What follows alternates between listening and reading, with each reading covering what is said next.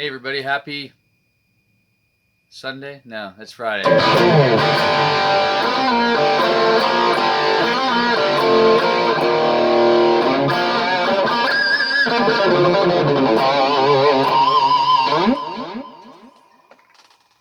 No theme. There's birthdays out there, everything. I just got up this morning and turned on my favorite guy on the internet. Can you see him back there? Ben Eller. Ben Eller. I've been watching him for years. He's my shred king. I play the way I do because of that guy. Not really. No, I play the way I do because of me, because I practice and do stuff like that. But um, he was teaching Youth Gone Wild by Skid Row. So, hey, sometimes you got to do something outside your realm. Sometimes, you learn 50 songs for this band, you learn 50 songs for this band, you got new songs coming up and this and that. You got things going on. I got stuff for my students I'm learning. I did that for me, I've Youth Gone Wild. It was a song back in the late '80s by Skid Row. Learned it back then. I got way more guitar knowledge now, so it's like 2 seconds to learn it by watching somebody. Do you guys do that out there, guitar player guys? What's your easiest way to learn a song? What's your quickest? There's quickest and there's easiest, right? I don't know. If that's maybe that's the same thing. Uh, anyways, I'm a guitar teacher, so you gotta learn a song. Learn a song. And most of my students know me now. They just say, "Hey, I want to learn, Youth Gone Wild. I want to learn this." I have guys that just come in and they know that I can just turn it on as long as the tuning's correct, because people mess with tunings. Um, Tape speed too, from the days of tape. Like for instance, the Boston first album is kind of slightly off, right? Dimebag Darrell and Pantera, the tuning's slightly in between somewhere. I think he did that on purpose to mess people up, because he's a Floyd Rose guy, and it would take a lot of work to do that. But I don't know. Anyway, so tape speed is a big difference. So once you get the tuning right, you can pretty much pick up the song quickly. Now this is a lost art. Playing by ear is really a lost art, or learning stuff we call lifting songs. Lifting songs, if you are a YouTube learner and a tab learner, lifting songs means you actually have to put the recording on without anything visual and hear it and play it right away. And it's a lost art, and I think everybody has to get back to that. And I tell my students, I'm not going to write things down for you. And I always say to them, it's not because I'm lazy and I don't want to do it and I don't know how to do it. I want you to remember things by muscle memory and obviously your regular memory. And that's the best way to do things, because there's far too many people out there playing live with iPads in front of them. And I don't know, I think singers should remember words. And if you got to use some kind of enhancement or something to trigger your memory, go ahead. I do it too with lyrics sometimes too. But learn the songs. Learn a way of seeing how a progression works. And it's not a lot of theory. It's just kind of how this chord family works together, and all the chords are there. And you develop a system in your brain on the fretboard of where that stuff is. And that's the way you do it. And if you want to be an orchestral type player who has music in front of you, do that. But if you're a rock player and you're playing on stage, you're gonna have to memorize everything and play it that way. And it's not hard to do once you get your brain to do it. So I don't know where I was going with this. Playing for yourself. Yes, I was basically saying, I learn a lot of songs for bands and stuff and projects and all that kind of thing, but I did something for myself this morning.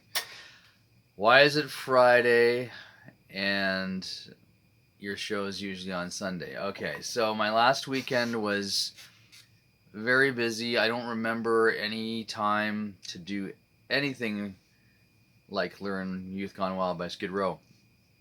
Cheers, by the way, for all you people that watch me on Sunday in my Kiss Cup. It's ice cold this morning, but I can drink it that way. I hope you can too. I don't care. I'll walk back into the car and there's be a Tim Hortons cup there And Angela says, "What are you doing?" Right? And I said, "I'm drinking my coffee." I said, "Get a new coffee for the ride." It's like, "I got a full one right here, but it's cold." I don't care. It's still coffee. It's still the lifeblood. And Jean Paul, Ace, and Peter would agree. Anyways, my weekend was crazy. No time for anything. I didn't do any workout, which was terrible. Um, Somehow maintained my weight. I don't know how I did that, but yeah, ate badly on Saturday. Um, yeah, ate badly on Sunday. Ate badly on Sunday. Why? Because I was on the road, and road food is, how do you find half decent food on the road? And Bryan Adams, when you have this kind of money, Bryan Adams brings a chef on the road, and because I think he's a vegetarian and all that kind of thing. So that's another thing. If you're a vegetarian, it's hard to eat on the road too. Um, Anyways, Friday, I can't remember what we were doing Friday. Saturday, Midland, Ontario, we keep the faith. Um, Always an amazing experience. Always positive. Always early. The show was with our good friends Aeroforce. Amazing band. Aerosmith tribute doing it for 34 years now. Paul and Bob leading the force on that one. Always great. No egos. You were in this dressing room. We're in this one. All our families are there. Play and go. Get out of our way, or we didn't get in. Nobody got in anyone's way. No arguments. Nothing. That's the way you want it, guys. It's perfect. Love you guys, Aeroforce. And so we did that gig. You get there like it was a small stage, so they wanted us there in order. So we were playing last, so our drums went up, keyboardist went up. I think the bass player and guitar player and myself arrived. I arrived after the bass player and Chris and Doug. And then I set up my stuff. We did our sound check, and then Aeroforce came up. This was all in a period of like 5 hours. And it takes it, and I burn out when it's a long time between sound check and stage.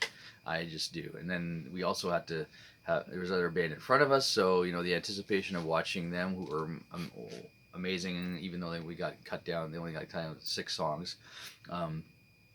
We didn't have a lot of songs to play either when you're playing a curfew type situation in theaters, but and there's a changeover in between, so lots of time.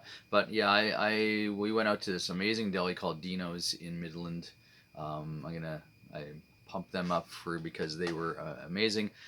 Huge sandwiches. I ate the whole thing, of course, with a pasta salad, and basically my wife, who takes care of my health, Angela, I love you, but sometimes you got to burn out a little bit. So I was kind of dozing off, and lots of hours between dinner and show. So yeah, eat badly there.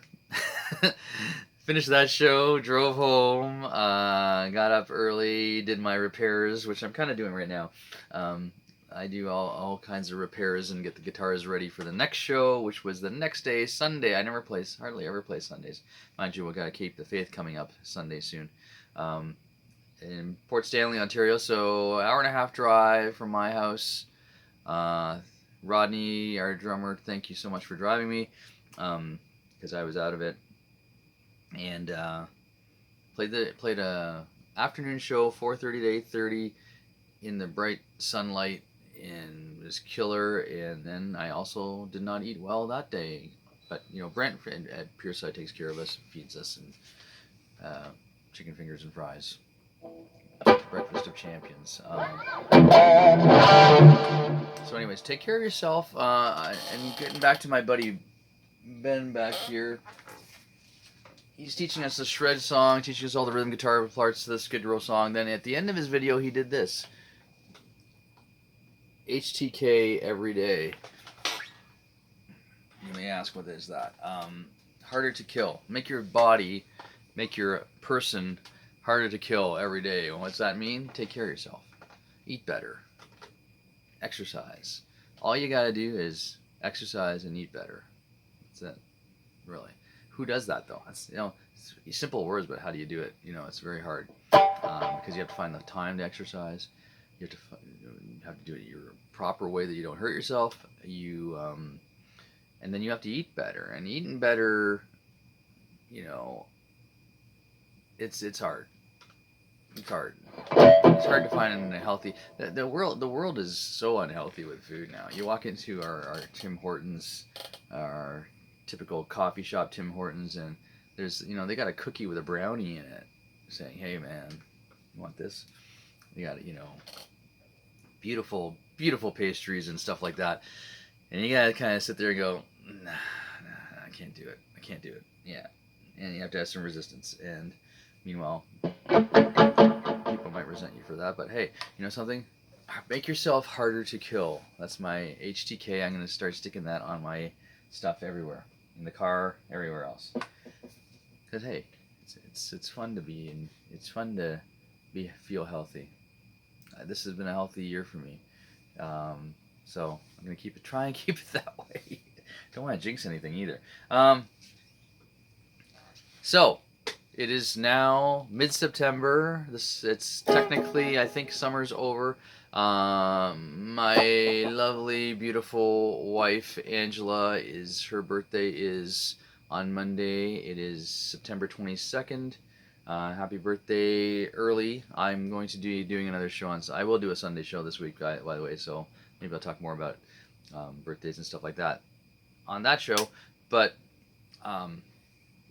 it's halfway through September, and September is September 22nd. My wife's birthday is usually around the time that summer's over, and it's funny because she doesn't like summer that much, and she enjoys more indoor sports, if you will. So it's kind of interesting that her birthday is right after the beginning of autumn. But yeah, so amazing summer. Reflecting on my summer, I had an amazing time with Keep the Faith, our Bon Jovi tribute. The boys, and it feels like a family. It's great. My boys in Bridge on Fire, we're back. Rehearsing for the fall. Lots of shows in the fall. Bridge on Fire on Facebook is the best way to find out where we're playing. Keep the Faith, ktfbonjovi.com. Go on there. If you've seen our show, do a review. On November 29th, both bands will be playing together. I'm not sure who's playing guitar, but no, it's me. But yeah, we're both playing the same venue, Rossini Lodge in Brantford, Ontario. The place holds 300 people. I have a feeling they're going to try and stuff 400 people in there because this is going to be a big gig. This is going to be our Christmas kind of gig. We also have a show. Keep the Faith has also got a Christmas show coming up on December 5th in the Pilot Club in Toronto. Losing my train of thought. Bridge on Fire will be playing at East Sides the next night. That's kind of our Christmas deal. But come to this gig where you're gonna watch me try and open for myself. It's gonna be interesting. Hopefully my gear works for both sets. By the way, you live players out there, do you guys have to like repair stuff a lot after a gig? It's an ongoing thing. So I just I had a Sunday gig, then I did all my during the week stuff. I didn't have a lot of time to sit down and meticulously go over everything, but I did that this morning, and yeah, it takes a while to as much as you can fix things and repair things and change cables that are bad and stuff like that, something will always go wrong in the set. I'm playing in Midland and everything was working great. I even went out between sets and hit a chord and that, everything's fine. Get up on stage in my costume and intro tapes going. All right, let's go. We're ready to play a great set. And I hear this. Nothing. Not that. Not that. I hear. Can't even hear that because the crowd was loud. So now I've got to do repairs while the intro tape's on. That's lovely. Anyways, someone had unplugged my main sends from my pedal board because people are just shuffling cables around when there's a changeover. So whenever there's a changeover, be careful, guys. Your stuff may get unplugged, especially if you have to walk away for a while and come back. So I did a lot of repairs on my pedal boards and my guitars this morning, and if you guys even care to know about this stuff, anyways. But anyhow, a rare Friday show because I can't miss one now because I'm slowly getting to 300. 300 will be here soon. Does anybody want me to do anything special for my 300th show, entertaining you guys? I asked this of you at 200. No one said much of anything. So if there's a solo that you want to challenge me on or anything like that, yeah, I'll try and do that. Anyhow, if you do that, I will send you one of my official Darren D'Souza Keep the Faith Bon Jovi guitar picks here with my name and my signature on the back. If you can see that, Darren D'Souza as Richie Sambora. Yes, there it is. So send me a comment that's constructive and for my 300th show, and I'll somehow try to get that pick out to you. You'll have to give me you'll have to direct message me your address and all that kind of stuff. Anyhow, happy Friday. I will be back Sunday. See you later. Enjoy. I don't know. We'll continue this on Sunday. See you later. Bye bye.